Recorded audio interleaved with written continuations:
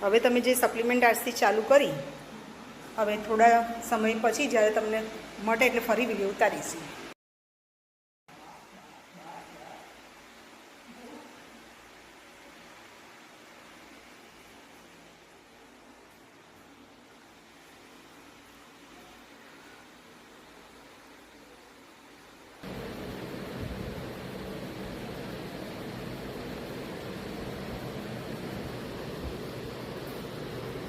Myself, Vinal P. Patel, representative of Vestige. આ છે અમદાવાદના રાજુભાઈ, જેને સાયટિકા અને ટીચરની તકલીફ હતી. હવે પણ આપણે એમના મોઢે સાંભળીએ કે એમને શું તકલીફ હતી અને કઈ રીતે એમને સારું થયું.